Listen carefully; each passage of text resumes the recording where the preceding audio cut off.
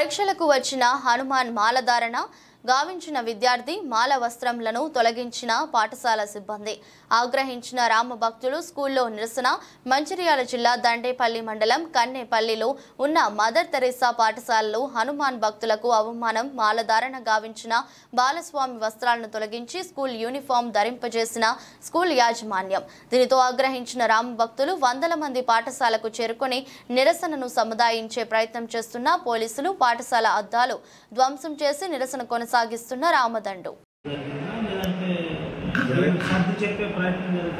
ఏం చేయలేదు. వీటిలో బయటికి పంపించలేదు, ఏం చేయలేదు.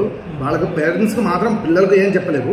పేరెంట్స్కి ఫోన్ చేసుకొని మీరు వచ్చి మాట్లాడు, లేకుండా యూనిఫామ్ వేసుకొని పంపించండి అని చెప్పాము. మాల వేసుకోండి, మళ్ళీ కూడా షోల్ కూడా వేసుకోండి అని మేము అన్నాము. లేకుండా మనం 10 రోజుల తర్వాత 8 రోజులు ఆ తర్వాత మనం ఎగ్జామ్ రాపిస్తాను కూడా మనకు అన్నారు. నిన్న ఎగ్జామ్ కూడా రాపించాము. నిన్న బయట పెట్టలేదు, బయటకు పంపించలేదు, పిల్లలతో మాట్లాడలేదు, ఏం చేయలేదు. పేరెంట్స్తో మాట్లాడినాము. అది ఇద్దరు ముగ్గురు ఫోన్ చేసి చెప్తాను. భావించి హనుమాన్ మాలధారణ ఇస్తారు.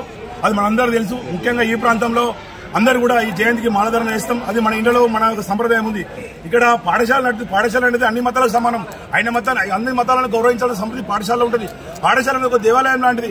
కానీ హనుమాన్ స్వామిని అవమానపరిచి ఆ స్వామిని ఎగ్జామ్ రాయకుండా ఆ ఉన్నటువంటి డ్రెస్సును తీసి అవి బయటకు పంపించడం అనేటువంటిది ఇది ముఖ్యంగా హిందూ సమాజానికి, ముఖ్యంగా హనుమాన్ మాలధారణ ఇక్కడ స్వాములు కూడా డ్రెస్ చేంజ్ చేసే సంఘటన ఇది చాలా బాధాకరం. మన అసలు హిందూ దేశంలో ఉన్నావా లేకపోతే ఇది పాకిస్తాన్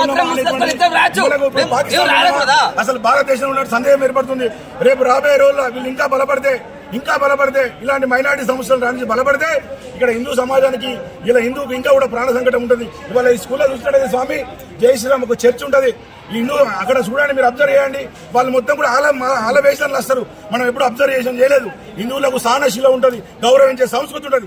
కానీ వీళ్లకు పక్క మతాన్ని గౌరవించే సంస్కృతి లేక ఇవాళ ఒక మాలేస్ట్ ఎగ్జామ్ వచ్చినటువంటి పిల్లవాడిని ఇలా అవమానపరిచి ఇలా బయట నిజంగా మేము అడుగుతున్నాం. సిగ్గుచేటటువంటి సంఘటన ఇది, చాలా సిగ్గుచేటటువంటి సంఘటన. ఇప్పటికైనా సమాజం నిద్రలేవాలి. అసలు మనం ఏ స్థితిలో ఉన్నాం? ఎక్కడెక్కడ నుంచో కేరళ నుంచి వచ్చినటువంటి వాళ్ళని ఇక్కడ ఆస్వాదన చేస్తుంటే వీళ్ళు మనకి ఇలా చేస్తున్నారు. ఇలా 5 సంవత్సరాల నుంచే ఈ విధంగా అవమానం ఇస్తున్నారు. కానీ ఎవరు కూడా ఇబ్బంది పెట్టలేదు.